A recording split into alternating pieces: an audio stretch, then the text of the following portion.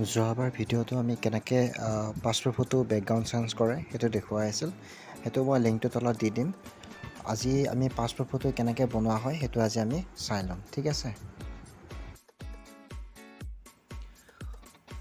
Okay, এতিয়া আমি ধৰ এই ফটোখন আমি উঠিলোঁ। ফটোখন উঠাৰ পিছত আমি কি কৰিব লাগিব, ফটোখন আমি কম্পিউটাৰ ল'ব লাগিব। কম্পিউটাৰ ল'বৰ কাৰণে আমি কম্পিউটাৰ ইণ্টাৰনেট ব্ৰাউজাৰ যাব লাগিব। ইণ্টাৰনেট ব্ৰাউজাৰ ছাপ'জ মোৰ ইয়াত তলত ইয়াতে আছে, নাথাকিলে ধৰ ষ্টাৰ্টত ক্লিক কৰি কেনে অল্প গেম, তাৰপিছত তোমাৰ এটা গুগল ক্ৰোম ব্ৰাউজাৰ আছে, গুগল ক্ৰোম ব্ৰাউজাৰ এটা ক্লিক কৰিলোঁ। ক্লিক কৰাৰ পিছত আমাৰ মোৰ এনেকৈ ইমেইলবিলাক দেখাই আছে। ইমেইলকেইটাৰ ভিতৰত মই ছাপ'জ মোৰ ইমেইলটো অ'পেন কৰিলোঁ, জ্যোতিৰ্ময় আবেগীয় তেনেকৈ অ'পেন কৰি ল'ম। তাৰপিছত মই এটা কি বুলি চাৰ্চ মাৰিব লাগিব, হোৱাটছআপ ৱেব বুলি মাৰিব লাগিব। হোৱাটছআপ ৱেব এইটো লিখিলে হ'ল, হোৱাটছআপ ৱেব বুলি মাৰি দিলে হ'ল। এটা হোৱাটছআপ ৱেব মৰাৰ পিছত আমাৰ এনেকৈ হোৱাটছআপ ৱেব বুলি আহি যাব। ইয়াতে ৱেব মৰাৰ পিছত মোৰ যদি ধৰ লগ ইন হৈ আছে, তেতিয়াহ'লে ধৰ যিহেতু লগ ইন হৈ থকা যেন লাগে, লগ ইন হৈ থকা যেন নালাগে, কানেক্টিং দেখাই আছে তোমাৰ। মই লগ আউট কৰি দিলোঁ। অ'কে, লগ আউট কৰি দিলোঁ মই। লগ আউট কৰাৰ পিছত মোৰ এনেকৈ আহিল। অহাৰ পিছত এইটো কি কৰিব লাগিব, এইটো আমি স্কেন কৰিব লাগিব। এইটো মোবাইলেদি আমি কি কৰিব লাগিব, স্কেন কৰিব লাগিব। ছাপ'জ মই মোবাইলেদি স্কেন কৰিলোঁ, মোবাইলেদি। এতিয়া আমি মোবাইলেদি স্কেন কৰিবৰ কাৰণে হোৱাটছআপটো অ'পেন কৰিব লাগিব। হোৱাটছআপটো মই অ'পেন কৰোঁ হোৱাটছআপটো। অ'কে, মই হোৱাটছআপটো অ'পেন কৰিছোঁ। হোৱাটছআপটো মই অ'পেন কৰি খুলিলোঁ। এইটো খোলাৰ পিছত মই কি কৰিব লাগিব, এই ওপৰত থকা এই তিনিটা বুটামত আইকন যে আছে, তিনিটা আইকন ক্লিক কৰিলোঁ। ক্লিক কৰাৰ পিছত মই ছেটিংছত যাব লাগিব। ছেটিংছত যোৱাৰ পিছত মই ইয়াতে এই বাৰকোডৰ নিচিনা দেখাই আছে, অসমীয়া ICSৰ কম্পিউটাৰ, এইখিনি চাইডে ক্লিক কৰি বাৰকোড স্কেন কোড, তাৰপিছত স্কেন কোডত ক্লিক কৰিব লাগিব। স্কেন কোড ক্লিক কৰাৰ পিছত মই এইটো স্কেন কৰিব লাগিব। এইটো মই স্কেন কৰিব লাগিব। তাৰপিছত কণ্টিনিউ বুলি আহিছে, তাৰপিছত কণ্টিনিউ কৰিব লাগিব মই। লিংক ডিভাইচ আকৌ এবাৰ কৰিব লাগিব মই। এবাৰ মোৰ মোবাইলত লগ ইন হৈছে এবাৰ। তাৰপিছত মোৰ কম্পিউটাৰৰ হোৱাটছআপটো অ'পেন হ'ল। অ'পেন হোৱাৰ পিছত মই মোবাইলৰ পৰা মুনু নামৰ হেৰিক মই ফটোখন দিলোঁ। অ'কে, এইখন ফটোখন মোৰ হাতত এতিয়া আহিল মোৰ হোৱাটছআপত। এতিয়া ফটোখন মই ক্লিক কৰি কিনে ৰাইট ক্লিক কৰি এটা ছেভ ইমেজ বুলি দেখাব। ৰাইট ক্লিক কৰিলে হ'ল, ছেভ ইমেজ এজ ক্লিক কৰিলে হ'ল। তাৰপিছত আমাৰ ফটোখন ইয়াতে ডাউনলোড হ'ব। ডাউনলোড হোৱাৰ পিছত আমি ইয়াতে ধৰ নামটো ধৰ এতিয়া ছেভ হৈ আছে অলৰেডি। তাৰপিছত এটা JPG কৰি ছেভ কৰিব লাগিব। তাৰপিছত য'ত ছেভ কৰি আমি ধৰ ডেস্কটপত ছেভ কৰিলে ডেস্কটপত ছেভ কৰিব পাৰা। ডেস্কটপত ছেভ কৰি ল'লোঁ। তাৰপিছত মই এইটো মিনিমাইজ কৰি ল'লোঁ। মই এইটো মিনিমাইজ কৰাৰ পিছত মোৰ ফটোখন এখন আহি গ'ল। ফটোখন অহাৰ পিছত মই ফটোশ্বপটো অ'পেন কৰিব লাগিব। ফটোশ্বপটো মই যাই কেনে এডব ফটোশ্বপ অ'পেন কৰিলোঁ। এডব ফটোশ্বপটো মই অ'পেন হোৱাৰ পিছত মই ফটোখন কিন্তু হোৱাটছআপৰ লোৱা ফটোবিলাক ডাইৰেক্ট ফটোশ্বপত অ'পেন নহয়। তাৰ কাৰণে আমি কি কৰিব লাগিব, ফটোটোৰ ভিতৰত যাব লাগিব। এইটো মিনিমাইজ কৰি লওঁ। ফটোশ্বপটো মিনিমাইজ কৰি কেনে ফটোশ্বপটোৰ ভিতৰত এইটো ফটো হয়, এইটো অ'পেন কৰিব পাৰা। অ'পেন কৰি কেনে তাৰপিছত ইয়াৰ ভিতৰত ৰাইট ক্লিক কৰি কেনে ইয়াতে অ'পেন উইথ বুলি দেখাব। অ'পেন উইথত যাই কেনে আমি পেনটোত আমি ক্লিক কৰি কেনে পেনটো অ'পেন কৰিব লাগিব। পেনটো অ'পেন কৰাৰ পিছত পেনটো আমাৰ অ'পেন হ'ব। তাৰপিছত আমি ইয়াতে কি হয়, ফটোখিনি আমি Ctrl+A অল ছিলেক্ট কৰি ইয়াতে কি কৰিব লাগিব, ৰাইট ক্লিক কৰি কপি কৰিলে হ'ল, বা Ctrl+C কপি কৰিলে হ'ল। Ctrl+C কপি কৰি কেনে আমি ফটোশ্বপত যাব লাগিব। ফটোশ্বপত যোৱাৰ পিছত ফটোশ্বপটো মই মিনিমাইজ কৰা আছে ফটোশ্বপটো। তাৰপিছত মই ইয়াতে কি কৰিম, ফাইলত যাই নিউ কেনে ধৰ যিকোনো পেজ ল'ব পৰা। মই A4 চাইজ ল'লোঁ। A4 চাইজত মই ইয়াতে RGB কালাৰ 300 ৰিজলিউশ্যন অ'কে কৰিব লাগিব। অ'কে কৰাৰ পিছত মই কি কৰিব লাগিব, ফটোখন ইয়াতে Ctrl+V পেষ্ট কৰিব লাগিব। Ctrl+V পেষ্ট কৰাৰ পিছত মই ফটোখন এনেকৈ ডাঙৰ কৰি ল'ব লাগিব। যিমান চাইজত লাগে মই ডাঙৰ কৰিব লাগিব।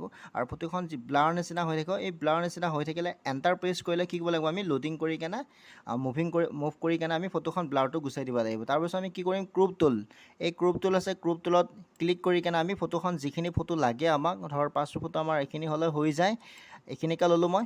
এইখিনি লৈ কেনে মই কি কৰিম এইখিনি এণ্টাৰ প্ৰেছ কৰিলোঁ এণ্টাৰ প্ৰেছ কৰাৰ পিছত ফটোটো পাছপোৰ্ট ফটো আমাৰ হৈ গ'ল তাৰপিছত আমি কি কৰিম য'ত আমি প্ৰিণ্ট কৰিম প্ৰিণ্ট আউট কৰাৰ কাৰণে আমি ফাইলত যাই কেনে নিউ কৰিলোঁ যিটো পেপাৰ প্ৰিণ্ট কৰিম আমি যিহেতু আজিকালি A4 সাইজতে প্ৰিণ্ট কৰা হয় A4 সাইজ তাৰপিছত RGB কালাৰ মোডটো RGB কালাৰ কৰিবা ৰিজলিউশ্যনটো 300 কৰিবা আৰু কণ্টেণ্টটো তোমাৰ হোৱাইট কৰিবা তাৰপিছত অ'কে কৰি দিবা অ'কে কৰাৰ পিছত আমাৰ মুভ টুলত যাবা মুভ টুলত যাই কেনে ফটোখনত ধৰি কেনে টানি আনিব লাগিব এনেকৈ ফটোখন ধৰি ইয়াতে পেজলৈ টানি আনিব লাগিব আনাৰ পিছত এই যে ছাইডৰ এই কোণাটো ক্লিক কৰি এনেকৈ ফটোখন সৰু কৰিব লাগিব সৰু কৰাৰ পিছত আকৌ এবাৰ এণ্টাৰ মাৰি দিবা এণ্টাৰ মাৰাৰ পিছত আমাৰ লোডিংটো নাইকিয়া হৈ যাব তাৰপিছত ইয়াতে বৰ্ডাৰ কালাৰ দিব পাৰা বৰ্ডাৰ কালাৰ দিবৰ কাৰণে আমি ক'ত যাব লাগিব এডিটত যাই কেনে এডিট যাই কেনে ষ্টকত ক্লিক কৰি ইয়াতে যিমান দিলে হ'ল মই ধৰ 5 দিয়া আছে 10 দিলোঁ ইয়াতে 10 দিয়াতে কালাৰ কি কালাৰ দিলে হ'ল ইয়াতে যি কালাৰ ক্লিক কৰিলে কালাৰটো চইচ কৰিব পাৰিবা ইয়াতে কালাৰটো চইচ কৰি কেনে মই ছাপ'জ ব্লু কালাৰ দিলোঁ ব্লু কালাৰ দি কেনে এটা চেণ্টাৰ নৰ্মেল 100% হৈ থাকিব 10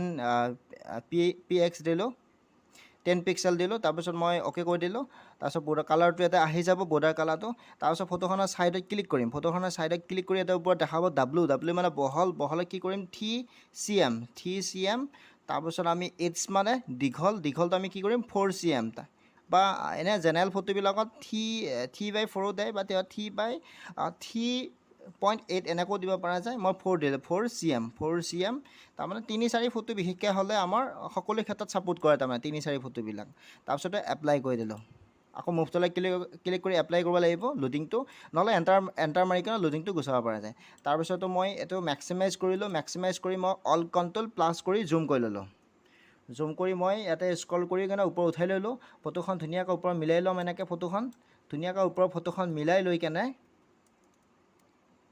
তাৰপিছত কি কৰিম ইয়াতে অল কণ্ট্ৰল ধৰি কেনে ফটোখন এনেকৈ ডাবল কৰিম মই এনেকৈ ডাবল কৰিম প্ৰথমতে অল কণ্ট্ৰল ধৰি মাউচেদি টানি কেনে এনেকৈ টানি কেনে ফটোখন আমি 6খন ফটো বনাব লাগিব তাৰপিছত আমি ফটোখন এইখিনি এৰৰ সহায়ত মিলাব পাৰিম আমি কিবৰ্ডৰ এৰৰ সহায়ত ক্লিক কৰি মিলাই দিলে হ'ল কিমানখিনি ফটো লাগে সাইজটো মিলাই ল'লে হ'ল তাৰপিছত ইয়াতো ধৰ এনেকৈ মিলাই ল'লে হ'ল ফটোখিনি গোটেইখিনি মিলাই ল'লে হ'ল সাইজটো গোটেই মিলাই ল'লে হ'ল এইখন ফটো মিলাই লওঁ এনেকৈ আমি 6খন ফটো আমি ধৰ নিজৰ হিচাপ মতে আমি সাইজটো মিলাই ল'ব লাগিব এনেকৈ নিজৰ হিচাপ মতে মিলাই ল'লোঁ তাৰপিছত বাকী আমি কি কৰিম এইখনো মিলাই ল'লোঁ এইখনৰ ফটোখন আমি কি কৰিলোঁ মিলাই ল'লোঁ এনেকৈ একচুৱেলি আমাৰ A4 সাইজৰ 42 কপি ফটো আহে আমাৰ ধৰ 6টা লাইনকৈ 7টা লাইন হ'ব তাৰপিছত এই ৰেক্টেংগল বক্স এইটো ক্লিক কৰি কেনে তাৰপিছত আমি কি কৰিম এইটো ঘেৰাও কৰি ধৰিব লাগিব এনেকৈ ঘেৰাও কৰি ধৰিব লাগিব ফটোখিনি ঘেৰাও কৰি কেনে তাৰপিছত ক'ত যাব লাগিব আমি লেয়াৰত যাই কেনে মাছ ভিজিবল কৰি কেনে আকৌ মুভ টুলত যাই কেনে আকৌ অল কণ্ট্ৰল ধৰি এনেকৈ ফটোখন টানি আনিব লাগিব এনেকৈ অল কণ্ট্ৰল ধৰি এনেকৈ টানি আনিব লাগিব এনেকৈ টানি আনিলে হ'ল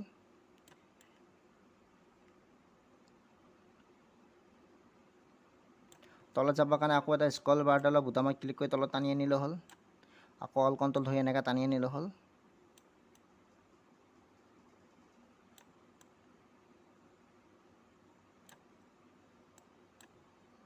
ঠিক আছে তাৰপিছত মই কি কৰি চিলেক্ট হৈ আছে চিলেক্টটো মই Ctrl+D ডিছলেক্ট কৰি দিলোঁ ডিছলেক্ট কৰাৰ পিছত আমাৰ ফটো এনেকৈ 42 কপি ফটো আমাৰ হৈ গ'ল ইয়াতে সাইজটো সৰু কৰি ল'লোঁ অল কণ্ট্ৰল মাইনাছ কৰি কেনে সৰু কৰি ল'লোঁ এনেকৈ আমাৰ 42 কপি ফটো আহি যাব 3-4 সাইজত আমাৰ 42 কপি ফটো আহি গ'ল তাৰপিছত আমি প্ৰিণ্ট আউট কৰিবৰ কাৰণে আমি ফাইলত যাম ফাইলত যাই কেনে একচুৱেলি 1 নম্বৰতে আমি কি প্ৰিণ্ট উইথ প্ৰিভিউ কৰি ল'ব লাগিব ফাইলত যাই প্ৰিণ্ট উইথ প্ৰিভিউ আমি চাই ল'ব লাগিব আৰু ইয়াতে সদায় প্ৰিণ্ট আউট কৰাৰ আগত সদায় স্কেল টু ফিট মিডিয়াতে ক্লিক কৰিব লাগিব ক্লিক কৰাৰ পাছত আমি প্ৰিণ্টাৰ ক্লিক কৰিব লাগিব প্ৰিণ্টাৰ ক্লিক কৰাৰ পাছত আমাৰ যিটো আমাৰ নেম যিটো প্ৰিণ্টাৰ আমি প্ৰিণ্ট আউট কৰিম সেই প্ৰিণ্টাৰ নামটো চিলেক্ট কৰিবলৈ আমাৰ যিহেতু এপছন L3100 সিৰিজ এইটো ক্লিক কৰিলোঁ তাৰপাছত আমি প্ৰপাৰ্টিছত যাব লাগিব প্ৰপাৰ্টিছত যাই কেনে আমি কি পেপাৰ প্ৰিণ্ট কৰিম A4 সাইজ যিহেতু A4 সাইজটো চিলেক্ট কৰিব লাগিব তাৰপাছত আমাৰটো প্ৰটাইট কৰিলোঁ আমি প্ৰটাইট কৰি কেনে তাৰপাছত প্লেন পেপাৰ নহয় ফটো পেপাৰ হ'লে আমাৰ ফটো পেপাৰ গ্ল'চি হ'ব ফটো পেপাৰ গ্ল'চি আৰু আমি যিটো ফটো পেপাৰ ধৰ প্ৰিণ্ট কৰিম সেই প্ৰিণ্টটো আমি কি কৰিম